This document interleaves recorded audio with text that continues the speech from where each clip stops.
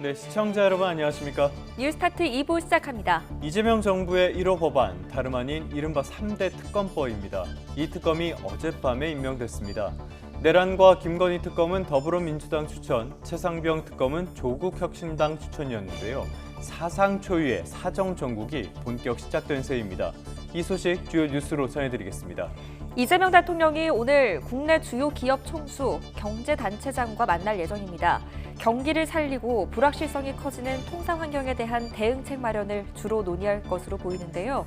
이 자리에서 상법 개정과 관련한 이 대통령의 발언이 있을지도 관심사입니다. 그럼 이 시각 주요 뉴스부터 살펴보겠습니다. 이재명 대통령이 내란과 김건희, 최상병 등 3대 특검의 특별검사를 지명했습니다.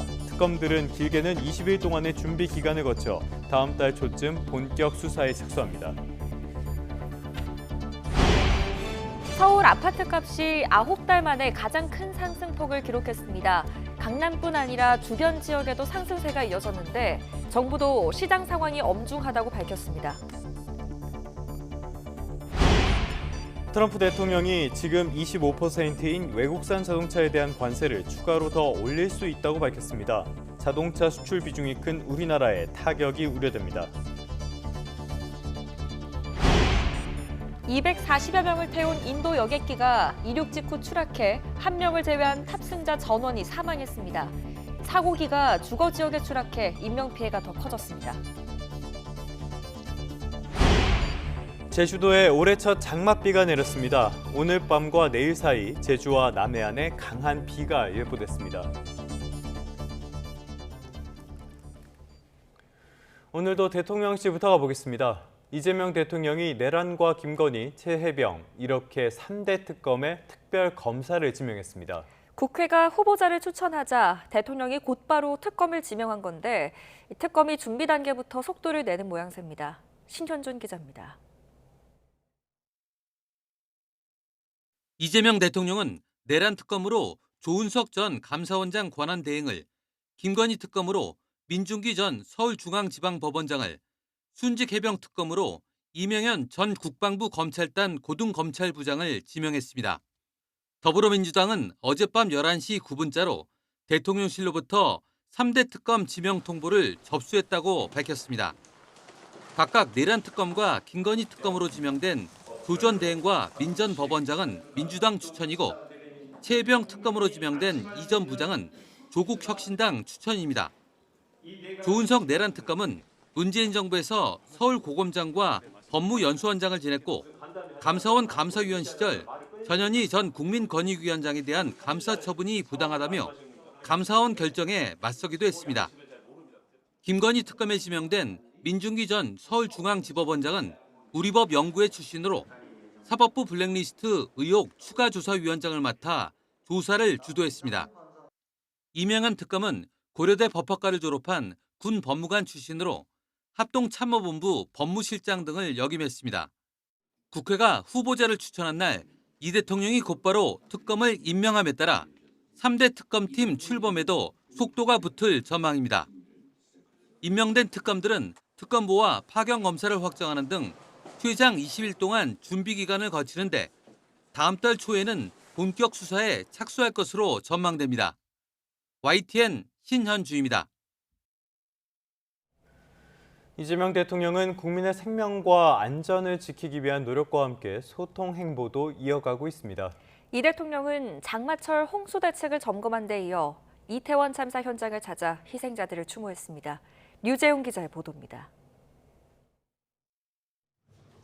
이재명 대통령이 본격 장마철을 앞두고 서울 한강 홍수 통제소를 찾았습니다. 취임 이튿날 장마 대비 상황을 챙긴 데 이어 또다시 현장을 찾아 직접 회의를 주재하고 수해 대비 태세를 거듭 살폈습니다. 세월호와 이태원, 오송 지하차도 참사까지 대형 사고를 하나하나 언급하며 앞으로는 원인을 따져 엄정하게 책임을 묻겠다는 뜻도 밝혔습니다. 사고가 났을 때 담당 공무원을 막 문책하고 닥달하는 건 이미 끝난 다음이니까 뭐 제재도 확인해야 되지만 안 그렇게 만드는 게 중요한데. 이 대통령은 회의가 끝난 뒤 예정이 없이 이태원 참사 현장으로 향했습니다. 이 대통령은 기억과 애도를 위해 조성된 골목을 찾아 헌화한 뒤 한동안 말을 아끼며 현장을 둘러보면서 희생자들을 추모했습니다. 여기에 추모비 꼭 세워주셔야 돼요. 여기 이곳에 우리 어린이들 우리 잊지 않게 항상 이곳에 그런 메모리를 할 수 있는 곳을 꼭 만들어 주셔야 돼요. 이재명 대통령은 국민들과 소통의 가교 역할을 하는 언론과도 사흘째 깜짝 만남을 이어갔습니다.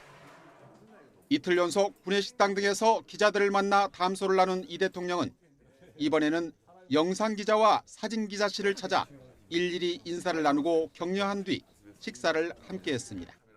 YTN 유재용입니다. 이번엔 국회로 가보겠습니다. 여야 원내사령탑이 나란히 퇴임 기자회견을 열었습니다. 소회를 밝혔는데요. 희비가 많이 엇갈렸습니다. 민주당 박찬대 원내대표는 정권교체 승리감에 당권 도전을 고민한다고 한 반면 국민의힘 권성동 원내대표는 분열로 대선에서 패배했다며 친윤, 친한 갈등으로 참 힘들었다고 말했습니다. 이종수 기자입니다. 친명계 핵심으로 지난해 5월 단독 입후보의 원내사령탑이 된 박찬대 원내대표. 지난 1년여 동안 가장 기억에 남는 건 정권 교체라고 퇴임 소회를 밝히면서 확실한 내란 종식을 강조했습니다.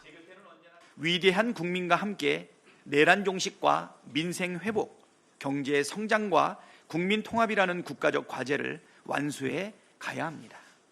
박 원내대표는 투톱을 이룬 이재명 대표로부터 많은 존중을 받았다며 몇 점짜리 원내대표였나란 질문엔 이렇게 답했습니다. 몇 점짜리인지는 모르겠고 학점으로 얘기하면 그래도 A- 정도는 되지 않았을까. 희종 밝은 표정의 박 원내대표는 당권 도전을 고민하고 있다면서 법사위원장을 사퇴한 정청래 의원과 당대표 경쟁 가능성을 열어뒀습니다. 반면 국민의힘 권성동 원내대표의 고별회견은 무거운 분위기 속에서 진행됐습니다. 지난해 12월 비상계엄 직후 취임한 권 원내대표는 윤석열 전 대통령의 계엄 선포가 이번 대선의 최대 패착이었다고 말했습니다. 윤 대통령의 계엄은 위법적인 계엄입니다. 정치적으로도 대단히 잘못된 선택입니다. 지금도 왜 계엄을 했는지 이해할 수가 없습니다. 이어 분열로 대선에서 패배했는데 당 혁신이 당권 투쟁으로 오염되지 않길 바란다고도 했습니다. 같은 당의 동지를 절멸의 대상으로 보지는 맙시다. 최근까지도 친윤, 친한의 갈등으로 참 힘들었습니다. 윤석열 정권 탄생에 역할을 한 이후 친윤 수식어가 늘 붙어 다녔던 권 원내대표는 이 점을 의식해 자신이 아부한 적도 특혜받은 적도 없다며 3년 전 대선에서 윤 전 대통령을 영입한 것은 후회하지 않는다고 말했습니다. YTN 이종수입니다. 이재명 정부 출범과 함께 집권 여당을 이끌어갈 더불어민주당 새 원내대표가 오늘 선출됩니다. 이 원내대표 선거에는 3선의 김병기 의원, 4선 서영교 의원이 출마했고요. 국회의원과 권리당원 투표를 8대2로 합산해서 과반을 차지한 후보가 원내대표로 당선됩니다. 두 의원은 집권 여당의 첫 원내사령탑으로서 이재명 대통령의 국정 운영을 강력히 뒷받침하고 내란 종식과 민생 회복 등의 과제를 해결하겠다면서 지지를 호소해왔습니다. 더불어민주당 정청래 의원이 국회 법제사법위원회 위원장직에서 사퇴했습니다. 정청래 의원은 자신의 SNS에 법사위원장 사직서를 올려 나름대로 큰 대가 없이 법사위원장의 소임을 마치게 됐다고 밝혔습니다. 정 의원이 법사위원장직에서 물러난 것은 사실상 차기 민주당 대표의 출사표를 던진 것이라는 해석이 나옵니다. 국민의힘에선 당 혁신 방안을 논의하기 위한 의원총회 개최를 두고 갈등이 계속되고 있습니다. 이런 가운데 오는 16일 원내대표 선거를 앞두고 수도권 3선 김성원 의원과 TK 3선 송원석 의원이 나란히 출사표를 던졌습니다. 이동우 기자입니다. 오는 16일 국민의힘 차기 원내대표 선거를 앞두고 수도권 3선인 김성원 의원과 대구 경북 3선인 송원석 의원이 나란히 출마를 선언했습니다. 이번 선거는 보수 재건을 위한 첫 시험대입니다.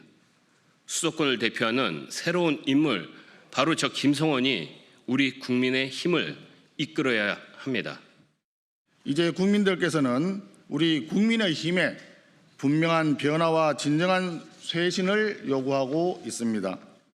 갈등과 암투에 지친 정치는 더 이상 원하지 않습니다. 이번 원내대표 선거는 지역과 계파 간 대리전 양상으로 흐를 것이라는 예상입니다. 우선 김 의원이 경기도에서 3선, 송 의원이 경북에서 3선을 한 만큼 수도권 대 영남권 대결 구도가 형성될 수 있다는 것입니다. 두 의원 모두 계파색이 였다는 평가를 받지만 김 의원은 친 한동훈계로 분류되고 송 의원은 친 윤석열계의 지원을 받는다는 관측이 나옵니다. 다만 두 의원은 친윤과 친한계의 계파 갈등 우려를 의식한 듯 분명하게 선을 그었습니다. 지금 원내대표 나오시는 모든 분들이 계파를 대리해서 나온 것은 아닙니다. 그리고 아시다시피 김성원 의원이 나서나 특별히 계파가 없다고 저는 생각을 합니다. 출마 가능성이 거론되던 다선 김도읍 의원은 불출마를 선언했습니다. 이런 가운데 재선 의원 16명은 당 혁신 방안을 논의할 의원총회 개최를 다시 촉구했습니다. 6월 16일 월요일 오후 2시로 예정된 원내대표 선출 이전에 당의 혁신 방안을 논의하기 위한 의원총회를 다시 소집해 줄 것을 현 원내 지도부에 요청한다. 이들은 또 원내대표 후보들에게 김용태 비대위원장이 제안한 당 혁신 방안과 김 비대위원장의 임기 연장에 대한 입장을 밝히라고 요구했습니다. YTN 이동호입니다. 우리 군의 대북 확성기 방송 중지 이후에 북한도 대남 소음 방송을 중단한 것으로 확인됐습니다. 북한이 우리 정부의 첫 번째 대북 조치에 즉각적으로 호응을 한 건데요. 앞으로 어떻게 움직일지 이 부분에도 관심이 쏠리고 있습니다. 김문경 기자입니다. 우리 군이 대북 확성기 방송을 중지한 직후 북한의 대남 소음 방송도 사라졌습니다. 합동참모본부는 전날 서부 전선에서 늦은 밤에 청취된 게 마지막이며 이후에 멈췄다고 밝혔습니다.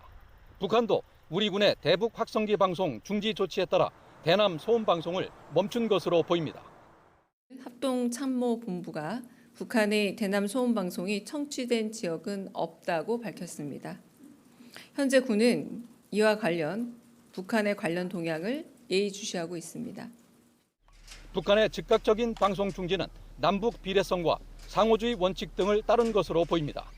이재명 대통령의 지시로 대북 확성기를 중단하자 북한도 호응하면서 지난해 정지된 9.19 군사합의로 시선이 쏠리고 있습니다. 9.19 군사합의가 정지되며 재개됐던 전방지역 군사훈련 등은 계속 진행 중인 상황입니다. 일각에서는 대북 확성기 중지처럼 전방지역 사격훈련 중재와 같은 조치가 선행될 수 있다는 지적도 나오지만 9.19 군사합의는 북한이 먼저 파기한 만큼 대북 확성기와는 다른 문제라는 시각도 있습니다.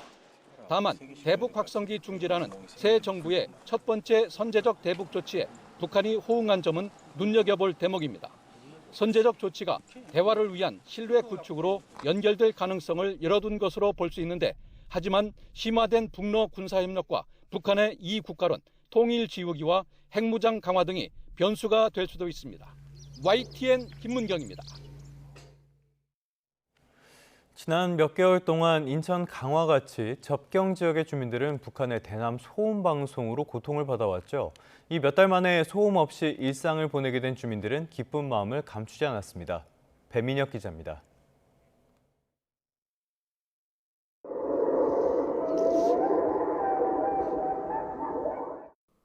접경 지역 주민들은 지난 수개월 동안 북한의 대남 소음 방송에 시달려왔습니다. 동물 소리부터 정체를 알 수 없는 굉음까지 소음은 낮과 밤을 가리지 않았습니다. 처음에는 사이렌 소리 비슷하게 나오고 뭐 늑대 울음소리 나고 귀신 나오는 소리 나고 별난 소리, 그러니까 말로는 담을 수가 없어요. 이런 상황에 한 주민은 지난해 국회 국정감사장을 찾아 제발 소음을 멈추게 해달라며 무릎을 꿇고 호소했습니다.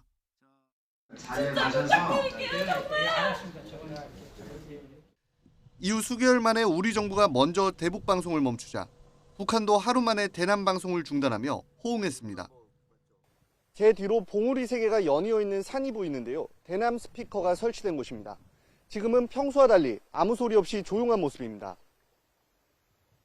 주민들은 소음에 시달리지 않고 푹 잔 게 얼마만인지 모르겠다고 입을 모았습니다.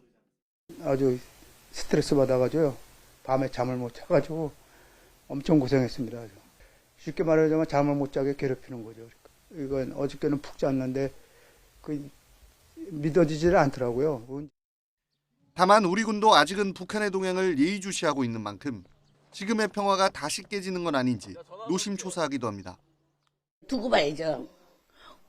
평상시에도 24시간 계속 시끄럽다가 반나절 몇 시간 조용하다가 또 매일 시끄럽다가. 그래도 주민 대부분은 우리 정부가 먼저 대북 방송을 멈춘 만큼 지금의 평온함이 계속되길 기대했습니다. 오늘처럼 이렇게 안 나오고 앞으로도 조용해졌으면 여기선 좋은 거예요. 이 주민들은 바랄 거가 없어요. 수개월 만에 되찾은 접경 지역의 평화가 앞으로도 유지될 수 있을지 주목됩니다. YTN 배민혁입니다. 토지거래 허가구역 재지정도, 대출 규제 강화도 안 먹히고 있습니다. 강남을 중심으로 한 서울 아파트값 상승률이 최근 9달 만에 최고치를 기록하고 말았습니다. 강남 주변의 지역들도 들썩이면서 부동산 시장 양극화가 심화하고 있습니다. 이승은 기자입니다. 이번 달 둘째 주 서울 아파트 매매 가격은 한 주 전보다 0.26% 올랐습니다. 19주 연속 상승이자 9달 만에 최대 상승폭입니다. 송파구가 0.71%, 재건축 추진단지가 들썩이는 강남구가 0.51%로 지난 3월 셋째 주 이후 가장 높은 상승률을 기록했습니다. 서초구가 0.45%, 용산구가 0.43% 오르며 상승폭을 키웠습니다. 강동구가 0.5%, 강북권인 성동구가 0.47%, 마포도 0.45% 올랐습니다. 3월 24일 토지거래 허가구역 재지정도, 강화되어 대출 규제도 안 먹히는 양상입니다. 상당한 긴장한 상태에서 지켜봐야 될 시장 상황입니다. 특히 성동구가 지금 조금 빠른 속도로 오르고 있는데요. 이런 상황을 지금 예의주시하고 있습니다. 똘똘한 한 채 선호 현상과 세금으로 집값 잡지 않겠다는 새 정부 공약, 다음 달부터 더 강화되는 부동산 대출 규제, 금리 인하 흐름과 공급 부족 전망이 영향을 미친 것으로 보입니다. 미분양이 쌓여있는 지방 아파트 값의 하락세 지속에도 서울과 경기도 과천, 분당의 상승세에 전국 평균 아파트 매매 가격이 0.03% 올랐습니다. 12주 만에 상승 전환입니다. 이런 양극화 현상은 지속될 것으로 보입니다. 하반기 분양시장의 공급 속도는 좀 나아지긴 하겠지만 서울 주요 지역의 아파트를 대체할 수 있는 대체 투자처가 시장에 많지는 않습니다. 또 가을의 전세 가격 상승의 움직임이나 또 금리 인하의 가능성이 열려있기 때문에 서울의 집값은 조금 더 오름세를 보일 것으로 예상됩니다. 지난달 주택담보대출도 한 달 전에 비해 5조 6천억 원 늘면서 전체 가계부채를 끌어올리고 있습니다. 이형일 기획재정부 장관 직무대행 1차관은 서울 부동산 상황이 엄중하다며 가용 정책 수단을 총망라해 대책을 검토하겠다고 밝혔습니다. YTN 이승은입니다. 공정거래위원회가 대한항공이 제출한 아시아나항공과의 마일리지 통합안에 대해 퇴짜를 놨습니다. 공정위는 대한항공이 제출한 아시아나항공과의 마일리지 통합 방안에 대해 마일리지 사용처가 기존의 아시아나가 제공하던 것에 비해 부족하고 통합 비율과 관련한 구체적인 설명 등에 있어 심사를 개시하기에는 다소 미흡한 부분이 있다고 밝혔습니다. 이에 따라 대한항공에 즉시 수정과 보완을 요청했다고 밝혔습니다. 공정위는 마일리지 통합안이 국민의 기대와 눈높이에 부합하는 수준으로 마련돼야 한다고 보고 있다고 밝혔습니다. 공정거래위원회가 대한항공이 제출한 마일리지 통합안을 수정 보완하라면서 반려한 것과 관련해 대한항공이 지속적으로 협의하겠다는 뜻을 밝혔습니다. 대한항공은 현 시점에서 구체적인 내용과 시점에 대해 말씀드리기는 어렵다며 이러한 입장을 내놨습니다.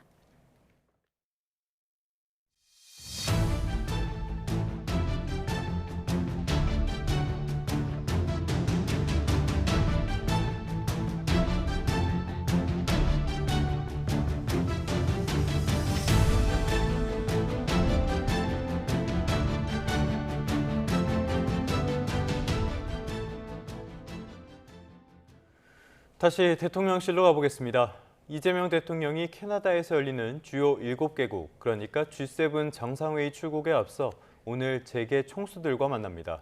이전 정부와 비교를 해봐도 이례적으로 이른 행보인데요. 이번 회동에서 내수 침체와 미국 관세 정책 등 현안에 대한 해법을 찾을 수 있을지 관심입니다. 최재민 기자입니다. 이재명 대통령과 재계 총수의 만남은 취임 8회 만입니다. 문재인 전 대통령 취임 2개월 뒤 노무현 전 대통령은 취임 석 달여 만에 재계 총수들과 만난 것을 비교해도 신속하게 진행되는 겁니다. 이재명 정부는 실용적 시장주의 정부가 될 것입니다. 통제하고 관리하는 정부가 아니라 지원하고 격려하는 정부가 될 것입니다. 이처럼 경제 살리기 중심은 기업이라고 강조한 이 대통령이 G7 정상회의 출국에 앞서서 기업 친화적 정책 기조를 분명히 한 거란 평가입니다. 이번 만남에는 이재용 삼성전자 회장과 현대차 정의선, SK 최태원, LG 구광모, 롯데 신동빈 회장을 비롯해 한국경영자총협회 등 경제 단체장들도 모두 참석할 것으로 보입니다. 이 대통령은 경제인들을 만나 국내외 경제 상황에 관해 직접 설명을 들을 것으로 알려졌습니다. 특히 미국 도널드 트럼프 2기 행정부의 관세 정책에 대응하는 산업계의 방안을 청취하고 G7 정상회의에서의 트럼프 대통령과의 첫 만남도 준비하는 자리가 될 전망입니다.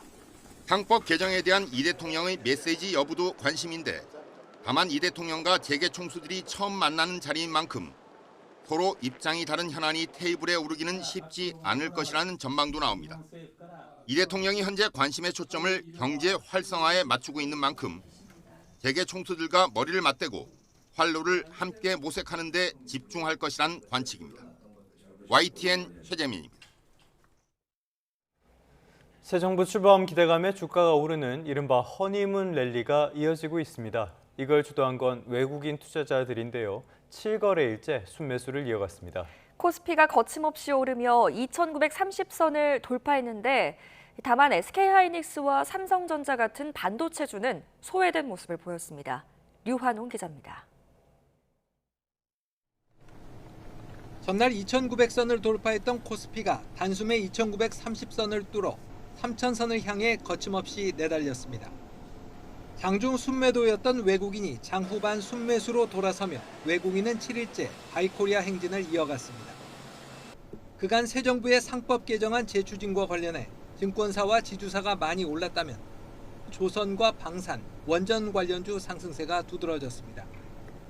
AI 대표주 SK하이닉스는 장중에 24만 6,500원까지 올랐지만 차익 실현 매물이 쏟아지며 1.4% 하락 마감했습니다.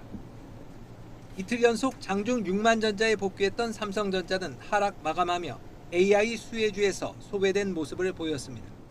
SK하이닉스는 엔비디아의 거의 독점 공급 중인데 외국인도 그렇고 이게 투자를 봤을 때 굳이 삼성전자를 투자하는 것보단 AI는 수요가 지금도 워낙 좀 좋잖아요. 미국에서 엔비디아도 그게 검증이 됐기 때문에. 코스닥 지수도 7일째 상승하며 793.2원까지 올라 800선 탈환을 목전에 뒀습니다. 코스닥 시장에서 외국인은 7일 만에 순매도로 전환했습니다. 이를 두고 일시적 조정인지 추세 전환인지 의견이 분분한 가운데 새 정부의 주가 부양 기대감에 외국인 순매수가 이어질 것이란 관측이 많습니다. 외국인은 지난해 8월부터 올해 4월까지 9개월 연속 순매도를 하다 지난달부터 바이코리아에 나서고 있습니다. YTN 유환홍입니다. 미국으로 가보겠습니다. 간밤에 트럼프 대통령이 머지않아 수입 자동차에 대한 관세를 더 올릴 수도 있다고 밝혔습니다. 이건 자동차 수출 비중이 큰 우리나라에는 타격이 될 수밖에 없을 것으로 보입니다. 또 이스라엘의 이란 공격이 임박하지는 않았지만 그래도 가능성이 크다고 밝혔는데요. 뉴욕 연결해서 자세한 내용 알아보겠습니다. 이승윤 특파원, 일단 이 트럼프 대통령이 자동차 관세에 대해서는 뭐라고 언급했습니까? 네, 트럼프 대통령은 현재 25%인 외국산 자동차에 대한 관세를 머지않아 더 올릴 수 있다고 밝혔습니다. 트럼프는 미국 자동차 노동자들을 더 보호하기 위해 모든 외국 자동차에 대해 25%의 관세를 부과했다며 이같이 말했습니다. 이어 자동차 관세가 더 높을수록 자동차 제조업체들이 미국에 공장을 지을 가능성이 커진다고 주장했습니다. 트럼프는 지난 4월 3일부터 외국산 자동차에 대해 25%의 품목별 관세를 부과하고 있습니다. 이미 25%의 자동차 관세가 한국의 대미 자동차 수출에 타격을 주고 있는 상황에서 트럼프가 추가로 자동차 관세를 올릴 경우에 한국 자동차 업계와 경제에 미치는 영향은 커질 수밖에 없습니다. 지난해 한국의 대미 수출 전체에서 자동차가 차지하는 비중은 27.1%에 달했습니다. 특히 우리나라의 전체 자동차 수출액 중에서 대미 수출액은 49%를 넘어서 거의 절반에 육박하는 절대적인 비중을 차지하고 있습니다. 앞서 트럼프는 25%로 책정해서 부과했던 외국산 철강과 알루미늄 제품에 대한 관세를 지난 4일부터 갑자기 50%로 인상하기도 했습니다. 또 캘리포니아주가 오는 2035년부터 시행할 예정인 사실상의 전기차 의무화 조치를 저지하는 결의안에 서명했습니다. 트럼프 대통령의 말을 직접 들어보시겠습니다. I might go up with that tariff in the not too distant future. The higher you go, the more likely it is they build a plant here. 자, 중동 쪽의 지정학적인 리스크 갈수록 커지고 있습니다. 트럼프 대통령이 여기에 대해서 언급을 한 것 같던데 어떤 내용들이 언급됐습니까? 네, 트럼프는 이스라엘의 이란 공격이 압박했다고 말하고 싶진 않지만 가능성이 매우 크다고 진단했습니다. 그러면서 미국과 이란 간에 진행 중인 핵 협상에 대해 매우 좋은 합의에 상당히 가까이 와 있다며 이스라엘의 이란 공격은 핵 합의를 날려버릴 수 있어 원치 않는다고 말했습니다. 특히 중동의 미사일 공격 등 대규모 충돌 가능성이 있어 그 지역에 있는 미국인들에게 빨리 나가야 한다고 말했다면서 어떤 일이든 곧 일어날 수 있다고 강조했습니다. 이런 가운데 이란은 세 번째 우라늄 농축 시설을 건설해 가동할 것이라고 밝히며 중동 지역의 긴장을 고조시키고 있습니다. 트럼프는 러시아와 우크라이나 양측 모두에 실망했다며 우크라이나 전쟁 휴전 중재 외교의 답보 상황에 대해 절망감을 표출하기도 했습니다. 이어 감세 법안과 관련해 갈등을 빚었던 일론 머스크 테스크 최고 경영자와 전기차에 대해 논의한 적이 있다며 테슬라를 좋아한다고 말했습니다. 이어 14일 워싱턴 DC에서 펼쳐지는 육군 퍼레이드 때 왕은 없다는 이름의 트럼프 반대 시위가 펼쳐지는 것과 관련해선 자신은 왕이 아니라면서 비판했습니다. 지금까지 뉴욕에서 YTN 이승윤입니다. 트럼프 관련 뉴스 조금 더 살펴보겠습니다. 트럼프 행정부의 불법 이민자 단속과 추방이 노동력의 부족을 일으킬 것이라는 그런 우려도 나오고 있죠. 하지만 트럼프는 불법 이민자 추방 정책을 고수하겠다는 뜻을 거듭 밝혔습니다. 트럼프는 자신의 SNS인 트루스 소셜에 올린 글에서 농부들과 레저업계에서는 공격적인 이민 정책이 유능하고 오랜 기간 일한 근로자를 앗아가고 있다고 말한다고 밝혔습니다. 트럼프는 그러면서 우리는 농부들을 보호하고 범죄자들을 미국 밖으로 내보내야 한다며 변화가 다가오고 있다고 덧붙였습니다. 트럼프의 이런 주장은 노동력 수급 우려에도 불법 이민자 대규모 추방 기조를 고수하고 추방된 외국인 노동자의 자리를 미국인으로 채워야 한다는 인식을 거듭 드러낸 것으로 풀이됩니다. 자, 미국 로스앤젤레스를 비롯한 주요 도시 곳곳에서 도널드 트럼프 행정부의 불법 이민자 단속에 반발하는 시위가 이어지고 있습니다. 이런 가운데 국토안보부 요원들이 LA 시위 참가자가 탄 차량을 들이받고 표적 체포를 벌여서 또 논란이 되고 있습니다. 지금 보시는 공개된 화면을 보면은 LA 보일 하이츠 지역의 한 교차로에서 픽업 트럭과 SUV 차량 2대가 양쪽에서 한 승용차를 들이받으며 막아선 뒤에 두 차량에서 내린 요원들이 총을 들고 승용차의 남성 운전자를 내리게 하고 있습니다. 미국 국토안보부는 X 계정으로 이 영상을 올리고 관세 국경보호국 요원을 때린 폭력적인 폭도를 표적 체포한 것이라고 주장했습니다. 240여 명을 태운 인도 여객기가 이륙 직후에 추락했습니다. 기적적으로 생존한 한 명을 제외한 탑승자 모두가 사망했습니다. 특히 사고기가 주거 지역에 추락해서 인명피해가 더 컸는데요. 최악의 항공 참사로 기록될 전망입니다. 이상순 기자입니다. 에어 인디아 소속 여객기가 인도 서부 아메다바드 공항에서 영국 런던의 게트윅 공항을 향해 이륙합니다. 고도를 높이던 여객기는 어찌된 일인지 더는 날지 못하고 내려앉더니 아예 시야에서 사라지고 곧바로 거대한 불기둥이 솟구칩니다. 현지 시각 12일 오후 1시 38분 승객 230명과 승무원 12명 등 242명이 탄 여객기가 추락했습니다. 한 명만 구조됐고 나머지 탑승자는 전원 사망한 것으로 전해졌습니다. Air India की जो लंदन जाने वाली फ्लाइट थी वो take off के बाद यहाँ पे क्रैश हो गई है, जिसमें प्रीलिमिनरी हमें पता चला है कि 223 जितने पैसेंजर थे। 탑승객 명단엔 인도 169명, 영국 53명 등이 포함됐지만 한국인은 없는 것으로 파악됐습니다. 사고기는 인근의 국립의대 기숙사 등이 있는 주거지에 떨어져 최악의 참사로 기록될 전망입니다. 신화통신은 의대생 1명이 사망하고 최소 7명이 실종됐으며 50명이 다쳤다고 보도했습니다. जैसा था एकदम से आवाज आया भूकंप जैसा लगा बाहर आया तो धुआं मालूम ही था मेरे ट्रेन केस हुआ ऐसा मालूम नहीं था फिर यहाँ पे आए फिर मालूम चला यहाँ के क्या देखा आपने यहाँ के फिर केस हुआ है बॉडियाँ बहुत सारी पड़ी है 인도 민간 항공국은 사고기가 이륙 직후 메이데이를 보내고 곧바로 추락했다고 밝혔습니다. 현지 언론에 따르면 기적적으로 생존한 탑승객 1명은 인도계 40대 영국인 남성으로 이륙 직후 커다란 굉음을 들었다고 경찰에 진술했습니다. 사고기는 2009년 운항을 시작한 보잉 787 드림라이너 기종으로 추락 사고는 이번이 처음으로 전해졌습니다.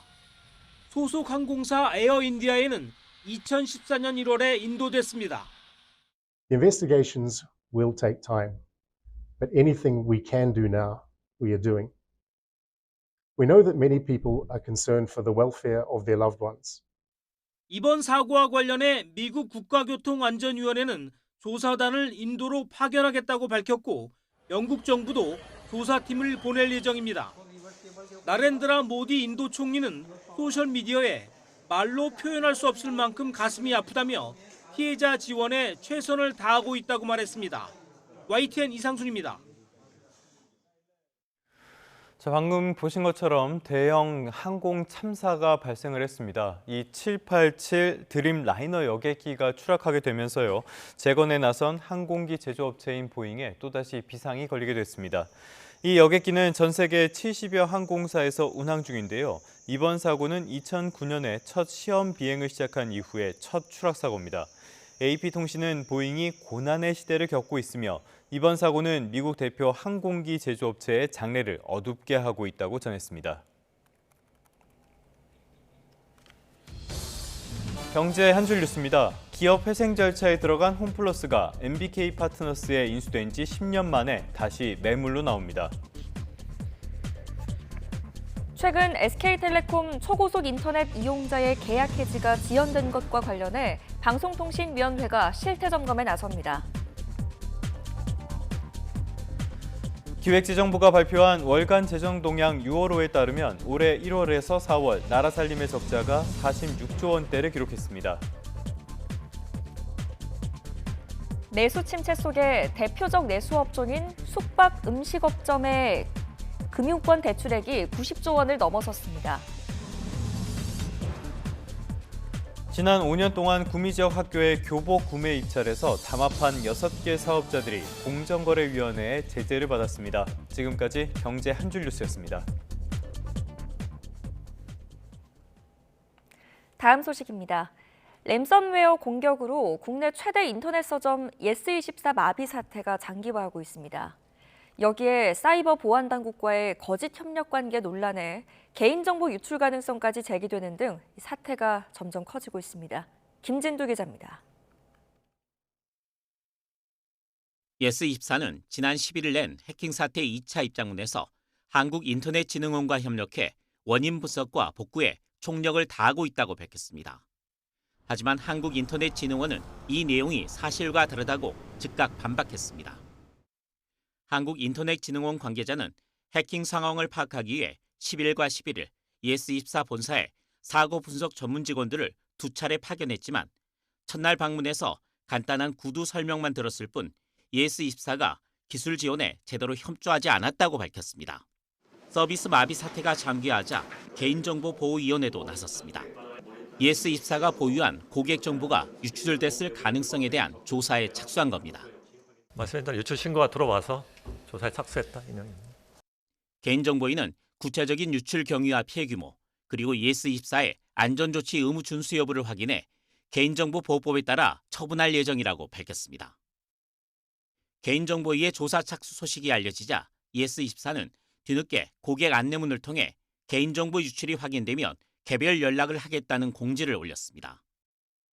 국내 최대 규모의 인터넷 서점인 예스24는 2천만 명이 넘는 고객 정보를 보유하고 있어 유출에 대한 우려가 커지고 있습니다.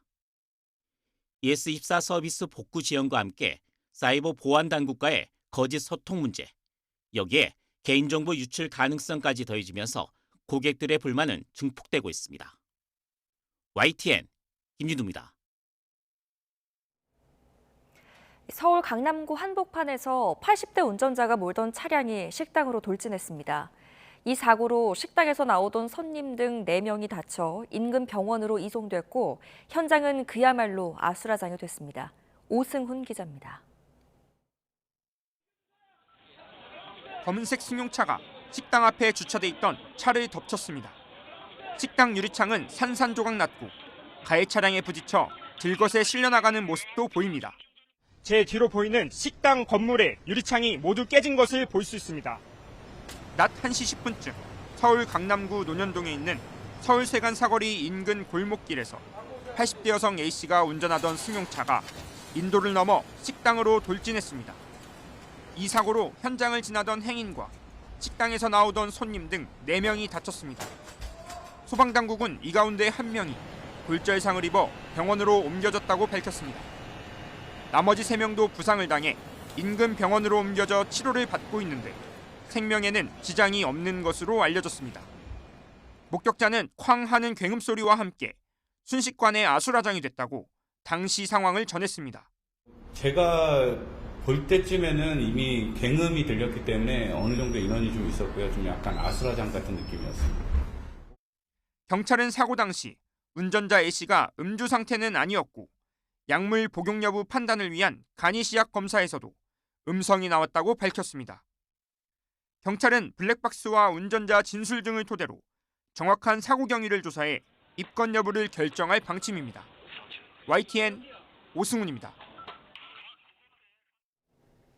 오늘은 전국이 흐리고 점차 비가 내리겠습니다. 현재 전남을 중심으로 비가 오는 가운데 오전 중에는 전북과 제주도에 오후부터 밤 사이에는 서울 등 그 밖의 전국 곳곳으로 비구름이 확대하겠습니다. 비의 양은 제주도에 많게는 180mm 이상, 산간에 250mm 이상, 남해안에도 120mm 이상의 매우 많은 비가 내리겠습니다.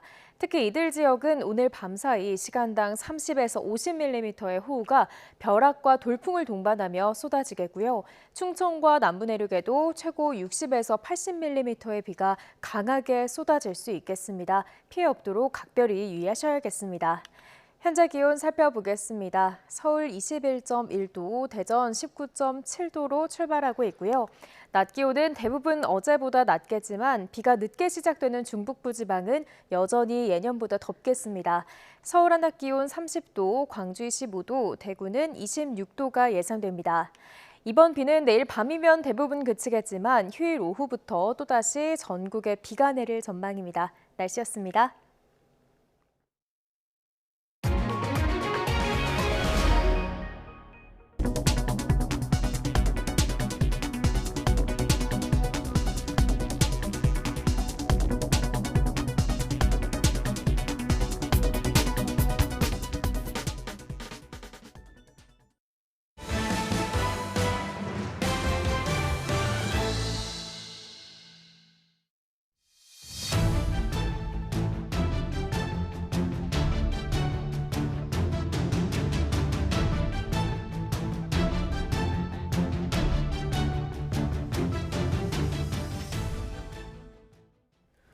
이번에는 윤 전 대통령으로 시선을 돌려보겠습니다.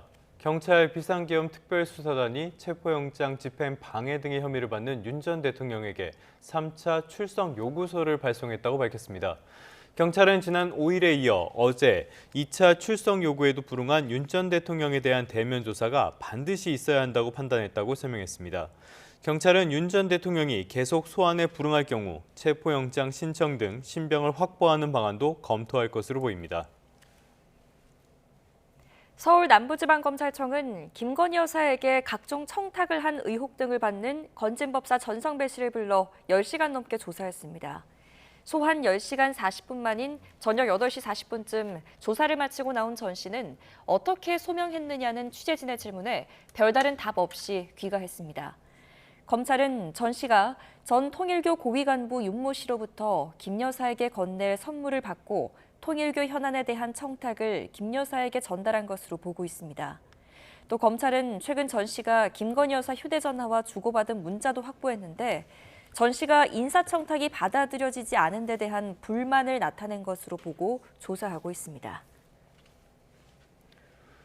윤석열 정부 당시 경찰의 인천세관 마약 수사에 대한 외압 의혹을 제기한 백혜룡 경정이 최근 출범한 대검찰청의 합동수사팀 수사에 협조할 수 없다고 밝혔습니다. 핵심 당사자가 강하게 반발하면서 검찰 중심으로 구성된 합동수사팀 수사에도 영향이 불가피할 것으로 보입니다. 박조은 기자입니다. 지난 2023년 인천세관 공무원 마약 밀수 연루 의혹에 대한 경찰 수사에 외압이 있었다고 폭로한 당시 서울 영등포경찰서 백혜룡 형사과장이 기자회견을 열었습니다. 백혜룡 전 과장은 검찰 중심으로 꾸려진 합동수사팀 수사에 협조할 생각이 전혀 없다고 반발했습니다. 그러면서 검찰은 오히려 수사 대상일 뿐이라고 강조했습니다. 수사의 대상인 검찰이 셀프 수사를 하겠다고 나서고 있는 것인데 사건을 축소 은폐하고 증거 인멸하려는 의도로밖에 보이지 않습니다. 백혜룡 경정 측은 또 검찰이 세관 공무원 등에 대한 압수수색 영장을 지속적으로 반려하며 증거인멸 시간만 벌어줬다고 주장했습니다. 그런 만큼 상설특검에서 강도 높은 수사를 이어가야 한다고 백경정은 강조했습니다. 앞서 대검찰청은 검찰과 경찰, 국세청과 금융정보분석원 등 20여 명 규모로 합동수사팀을 꾸려 강도 높은 수사를 이어가겠다고 예고했습니다. 세관 직원들이 실제 연루됐는지는 물론 백경정 주장대로 경찰 고위 간부들과 당시 대통령실의 외압이 있었는지가 핵심입니다. 이 의혹을 밝히기 위한 상설특검법이 이미 지난 3월 국회를 통과한 상태인데 합수팀은 수사 강행 의지를 밝히고 있습니다. 다만 의혹의 핵심 당사자가 수사팀을 강하게 비판하고 협조를 거부하며 첫발부터 수사가 난항을 겪는 것 아니냐는 전망도 나옵니다. YTN 박조은입니다. 지난 대선 당시 댓글 조작 의혹이 불거진 리박스쿨 대표가 오늘 경찰 포렌식 분석에 참관합니다. 리박스쿨 측은 혐의를 전면 부인하면서 영구히 활동을 중단하겠다고 밝혔습니다. 서봉국 기자의 보도입니다. 서울경찰청 사이버수사대는 지난 5일 댓글 의혹이 불거진 리박스쿨 사무실 등에 대한 대대적인 압수수색을 벌였습니다. 당시 PC와 하드디스크, 관계자들의 휴대전화 등을 확보했는데 포렌식 분석에 착수합니다. 리박스쿨 대표 손모 씨도 지켜볼 예정입니다. 리박스쿨은 지난 대통령 선거를 앞두고 국민의힘 김문수 후보를 지지하기 위해 댓글팀을 조직적으로 운영했다는 의혹을 받고 있습니다. 또 강사들이 늘봄학교에서 강의를 해 교육 현장에 극우 논리를 전파하려 한 것 아니냐는 의혹도 제기됐습니다. 경찰이 본격적인 수사에 돌입한 가운데 리박스쿨은 관련 혐의를 전면 부인하면서 활동을 전면 중단하겠다고 밝혔습니다. 리박스쿨 대표 손모 씨는 입장문을 내고 리박스쿨 관련 활동을 영구히 중단한다면서 교육 현장에서 정치적 발언은 없었다고 강조했습니다. 이어 전국 초등학교 학부모와 직간접적으로 피해를 본 분들께 죄송하다고 사과했는데 경찰 조사 과정에서 관련 의혹에 대한 실체가 확인될 수 있을지 관심입니다. YTN 서봉국입니다. 의료계 블랙리스트 명단을 해외 사이트에 퍼뜨린 혐의를 받는 사직 전공의가 1심에서 징역 3년의 실형을 선고받았습니다. 재판부는 피해자를 악의적이고 공격하고 협박해서 심각한 고통을 줬다고 지적했습니다. 임승환 기자입니다. 사직 전공의인 류모 씨는 지난해 의료계 집단 행동에 동참하지 않고 근무 중인 의사와 의대생 2,900여 명의 명단을 해외 사이트에 게시한 혐의로 구속 기소됐습니다. 류 씨는 지난해 8월부터 9월까지 20여 차례에 걸쳐 이른바 블랙리스트 명단을 해외 사이트인 페이스트빈이나 아카이브에 올린 것으로 조사됐습니다. 1심을 맡은 서울중앙지방법원은 류 씨에게 징역 3년의 중형을 선고했습니다. 재판부는 류 씨가 피해자의 명예를 훼손하고 원색적 비난을 하며 악의적으로 공격하고 협박했다고 지적했습니다. 또 피해자는 일상생활을 제대로 하지 못할 정도로 공포심과 대인기피증, 공황 등 심각한 정신적 고통을 겪었다고 강조했습니다. 재판부는 류 씨의 범행을 방조한 혐의를 받는 전공의 정모 씨에게는 벌금 1,000만 원을 선고했습니다. 서울시 의사회는 재판부 판단에 대해 법리를 무시한 정치적 판결이라고 강하게 반발했습니다. 표현의 자유를 침해하는 과도한 처벌에 깊은 유감을 표한다며 항소심에 필요한 모든 자료와 자문을 전폭적으로 지원하겠다고 밝혔습니다. 이어 명단 공개 배경은 의료농단 사태가 있었기 때문이라며 악의적 공격이 아니라 불공정한 현실에 대한 문제 제기로 볼 여지가 있다고 덧붙였습니다. 의료계 블랙리스트 작성과 유포가 의정 갈등 국면에서 크게 논란이 된 가운데 항소심 재판부는 어떤 결정을 내릴지 주목됩니다. YTN 임승환입니다. 지난 2023년 7월이었죠. 충북 청주에서 발생한 오송 지하차도 참사와 관련해 이범석 청주시장의 첫 재판이 열렸습니다. 중대재해처벌법 시행 이후에 자치단체장이 재판에 넘겨진 첫 사례입니다. 김기수 기자입니다. 집중호우로 미호강 임시제방이 무너지면서 지하차도가 물에 잠겨 14명의 희생자가 발생한 오송 지하차도 참사. 참사와 관련해 중대재해처벌법 위반 혐의로 기소된 이범석 충북 청주시장은 첫 공판에 출석해 법적 책임이 없다고 밝혔습니다. 재판 과정에서 우리 청주시에 법적 관리 책임이 없다는 것을 재판부에 잘 설명드리겠습니다. 이 시장은 중대재해처벌법 시행 이후 지방자치단체장 가운데 중대시민재해로 재판에 넘겨진 첫 사례입니다. 검찰은 공소사실에서 청주시가 중대시민재해를 막기 위한 충분한 인력과 예산을 확보하지 않았고 안전점검도 소홀했다고 설명했습니다. 하지만 이 시장 측 변호인은 청주시는 임시제방의 유지보수 관리 주체가 아니라며 다만 안전점검 등은 성실히 수행했다고 공소사실을 부인했습니다. 첫 공판에 앞서 오송 참사 유가족과 시민단체는 기자회견을 열고 이 시장의 엄벌과 김영한 충북도지사의 기소를 촉구했습니다. 이들은 참사 이후에도 진정한 사과가 없었고 여전히 책임을 부정하고 있다고 주장했습니다. 유가족들의 마음에 깊은 상처를 남겼습니다. 사건에 대한 성찰이나 책임 있는 자세, 진심 어린 사과는 어디에도 찾아볼 수가 없었습니다. 유족 측은 오송 참사와 관련해 혐의 없음으로 불기소 처분을 받은 김 지사에 대해 대전고검에 항고장을 제출한 상태. 새 정부가 오송 참사를 직접 언급하면서 사회적 참사의 진상규명을 하겠다고 밝혔는데 항고가 받아들여질지와 재판 결과에 관심이 집중되고 있습니다. YTN 김규수입니다. 프로야구 선두 LG와 2위 한화가 나란히 승리를 거두고 40승 고지에 올랐습니다. 한화는 두산의 3대2 역전승을 거두고 10개 구단 중 가장 먼저 40승을 채웠습니다. 한화는 1회에 2점을 먼저 내줬지만 1회 말 곧바로 노시환의 2점 홈런으로 동점을 만들었습니다. 7회 이원석의 중전 적시타로 한 점차 리드를 잡은 한화는 8회 투아웃 만루 위기에서 등판한 마무리 김서현이 실점 없이 남은 아웃카운트 4개를 잡아내며 3대2 승리를 책임지고 시즌 18번째 세이브를 기록했습니다. 한화에 이어 LG는 15안타를 몰아친 타선의 힘으로 SSG를 8대6으로 꺾고 역시 40승을 달성하며 0.5경기 차 선두 자리를 지켰습니다. 팽팽한 투수전이 펼쳐진 광주에서는 삼성이 1회 구자욱의 홈런으로 얻은 2점을 잘 지켜내며 기아를 2대1로 눌렀습니다. 폴란드 축구대표팀 미하오 프로비엘시 감독이 스트라이커 로베르트 레반도프스키와 갈등 끝에 사퇴했습니다. 로이터 통신은 프로비엘시 감독이 성명을 통해 현재 상황에서 최선의 결정은 감독직 사임이라는 결론에 이르렀다면서 폴란드 축구대표팀 감독은 자신의 경력에서 꿈의 실현이자 인생 최대의 영광이었다고 말했다고 전했습니다. 이번 결정은 레반도프스키가 프로비엘시 감독과의 불화로 국가대표팀에서 사실상 잠정 은퇴한 지 사흘 만에 나온 것입니다. 지금까지 금요일 스포츠 뉴스였습니다. 다음 소식입니다. 미국이 이라크 주재 미국 대사관의 철수를 지시했습니다. 이란과의 핵 협상 결렬 가능성이 커지면서 내린 조치인데요. 가자 지구 전쟁 발발 18개월 만에 중동의 위기감 역시 최고조에 달하고 있습니다. 이승훈 기자의 보도입니다. 늦은 밤 불을 환하게 밝히고 있는 이곳은 미국 대사관입니다. 주변을 살피는 경비 병력도 부쩍 늘었습니다. 진작부터 이곳에선 직원들의 철수 준비가 한창이란 얘기가 솔솔 퍼져나왔는데 결국 미국 대통령의 입으로 그런 보도가 가짜뉴스가 아니라 사실이란 게 확인됐습니다.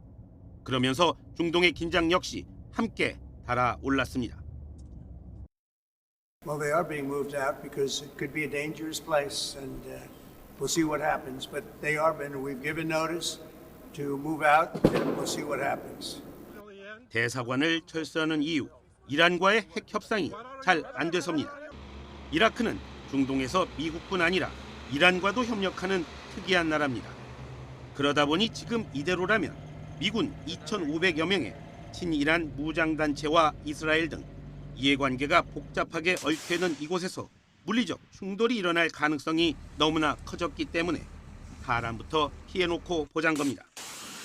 이라크뿐 아니라 바레인 등 중동의 다른 나라에 살고 있는 미군 가족의 대피 움직임도 포착됐다는 게 외신의 얘기입니다. 이스라엘이 가자 지구에서 벌이는 전쟁이 벌써 1년하고도 절반이 훌쩍 지났지만 평화는 고사하고 오히려 위기감이 중동 전역으로 확산하는 모양새입니다. YTN 이승훈입니다. 유엔 산하 국제원자력기구 IAEA 이사회가 이란이 핵 확산 금지 조약 NPT에 따른 핵 사찰, 검증 의무를 위반했다는 내용의 결의를 채택했습니다. 현지 시각 12일 오스트리아 빈에서 열린 IAEA 정기 이사회에서 가결된 결의안은 2019년 이후 이란이 여러 미신고 핵물질과 핵 활동에 대해 IAEA와 신속하고 완전한 협력을 하지 않았다고 지적했습니다.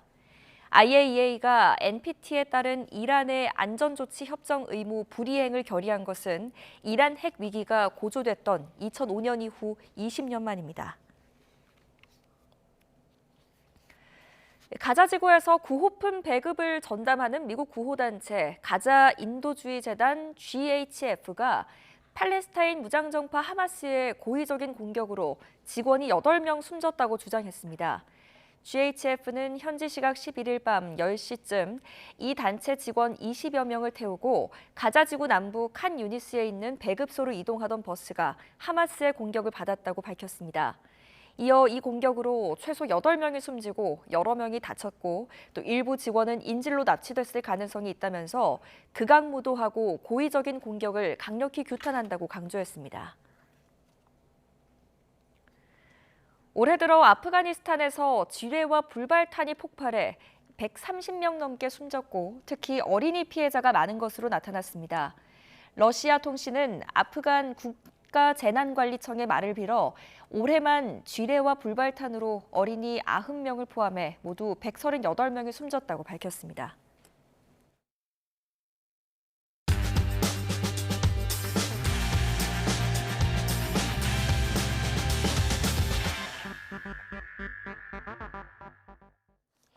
(6월 13일) 금요일 스타트 브리핑 시작합니다. 먼저 조선일보입니다. 인도에서 여객기가 이륙 직후에 추락하는 사고가 났죠. 승객과 승무원 등 모두 240여 명이 타고 있었는데 기적적으로 생존한 1명을 제외한 탑승자 전원이 숨졌습니다. 지금까지 수습한 시신만 209가 넘고요. 사고기가 주거 지역을 덮쳐서 인명피해가 더 커질 전망입니다. 에어인디아 여객기가 추락한 곳은 구자라트주 아메다바드의 공항 인근 국립의대 기숙사입니다. 충돌 과정에서 폭발과 함께 거대한 화염이 일었고 지금 보시는 것처럼 건물은 붕괴됐습니다. 수습 작업에서 사망자가 더 늘어날 가능성이 높은데요. 인도항공 역사상 최악의 참사가 될 걸로 보입니다. 사고기는 이륙 직후 약 1분 만에 비정상적으로 하강을 시작했다고 합니다. 왜 이런 사고가 발생한 건지 원인은 미궁속입니다. 사고 기종은 미국 보잉사의 최신 항공기 중 하나인데 추락 사고는 이번이 처음입니다.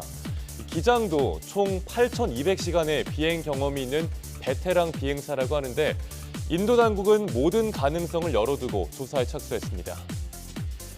탑승자 명단에 한국인은 없는 걸로 알려졌습니다. 너무나 안타까운 사고인데요. 유명을 달리한 분들의 명복을 빌고 피해 복구가 빠르게 이루어지길 바랍니다.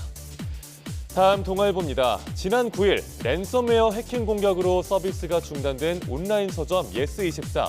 어제까지가 나흘째 먹통이었고요. 오늘로 이제 닷새째입니다. 그런데 한국인터넷진흥원 키사의 지원을 거부해놓고 협조를 했다고 거짓 해명까지 한 논란에 휩싸였습니다. 예스24는 11일 키사와 협력해서 원인 분석 및 복구에 총력을 다하고 있다고 밝혔습니다. 하지만 키사는 예스24 측이 구두 설명만 해줬을 뿐 기술 지원엔 협조하지 않았다면서 반박했고요. 반박이 나오고 나서야 예스24는 기술 지원을 요청한 걸로 알려졌습니다. 2천만 명이 넘는 가입 회원 정보 유출은 없다고 공지를 하기도 했죠. 그런데 11일 조사에 나선 개인정보보호위는 비정상적인 회원 정보 조회 정황을 확인했다고 했습니다. 그러자 예스24는 향후에 개인정보 유출이 확인되면 개별 연락을 드리겠다는 안내문을 올렸습니다. 홈페이지와 앱은 여전히 먹통이라서 공연과 콘서트 티켓을 예매한 회원들의 불편은 커져만 가는 중입니다. 보안업계에 따르면 예스24의 복구 작업이 이렇게 더딘 건 매우 이례적이라고 하는데요. 백업 시스템까지 해킹 영향을 받았을 가능성도 있습니다. 예스24는 늦어도 15일까지 시스템이 정상화될 걸로 예상한다고 밝힌 상황입니다. 끝으로 국민일보입니다. 최근 서울 도심에서 까마귀한테 습격당하신 분 계신가요? 까마귀 날자 애 떨어진다는 신고가 늘어나고 있다는 내용입니다. 서초와 구로, 강남 등 서울 곳곳에서 까마귀들이 사람을 공격한다는 신고가 들어옵니다. 조류 공격 관련 신고 건수는 2023년에 68건, 지난해에는 74건으로 점점 늘어나는 추세인데요.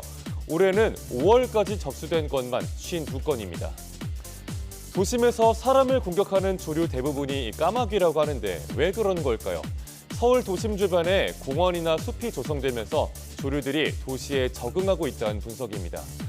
문제는 까마귀가 사람의 머리 쪽을 공격할 때가 많다는 건데요. 몸집이 작은 어린이들은 더 크게 다칠 수가 있겠죠. 서울시는 까마귀 출몰 지역에 안내문을 배포하는 등 대응에 나섰는데요. 전문가들은 더 적극적인 대책이 필요하다고 지적하고 있습니다. 6월 13일 아침 신문 살펴봤습니다. 지금까지 스타트 브리핑이었습니다.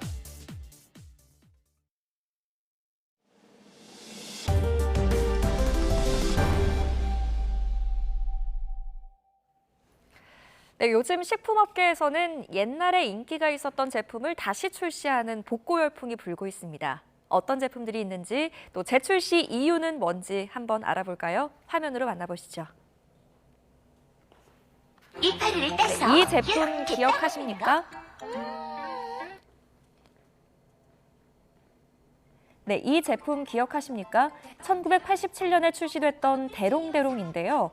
당시에는 파격적이었던 과일 모양 용기로 떠먹는 재미까지 더해 큰 인기를 끌었었죠. 2010년에 단종 이후에 재출시 요청이 끊이지 않았던 이 제품.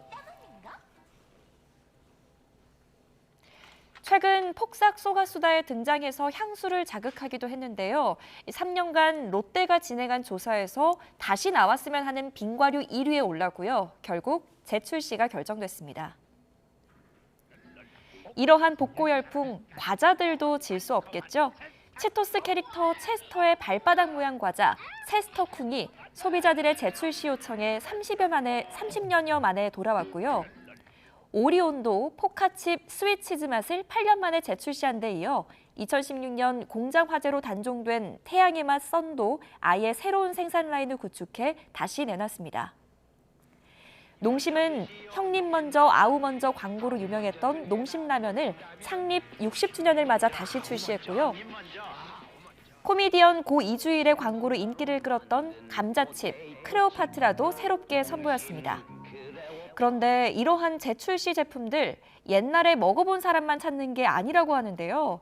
식품업계 관계자는 기성세대에게는 추억을 안겨주고 젊은 세대에게는 신선하고 재밌는 경험이 되면서 좋은 반응을 얻고 있다고 밝혔습니다. 따로 제품을 알리는데 힘쓸 필요도 없어서 이미 인기가 검증됐다는 점 역시 재출시가 잇따르는 배경으로 분석됩니다. 안녕하세요. 여기는 좀 넓은 편인데. 네, 반갑습니다. 한 번 더 들어보셔도 됩니다. 근데 이게 기술이 발전해도 무게는 똑같아요. 그게 이 렌즈가 기술이 발전해도 무게가 똑같아요. 이렇게 시범을 보여주세요. 네, 맞습니다. 오른손을 여기 딱 끼십니다. 오른손 여기가. 레코드 버튼까지 누르셨어요. 방송에 쓰십시오. 대통령님이 촬영하시고. 예, 알겠습니다. 대통령 떨구시면 안 돼요.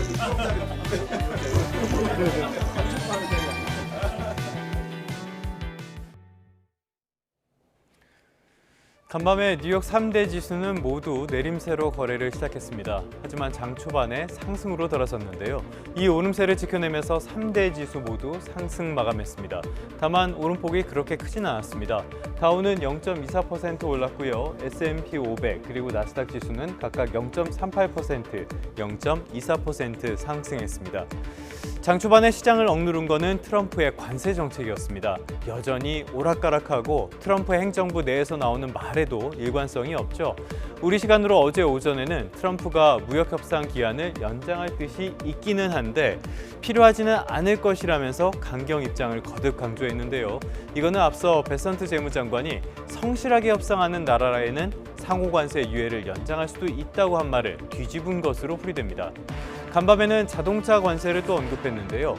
관세를 높일수록 미국에 공장을 짓게 될 가능성이 커진다면서 현재 25%인 자동차 관세를 더 올릴 수도 있다고 말했습니다. 이런 즉흥적인 관세, 과연 미국 기업에 도움이 되긴 되는 걸까요?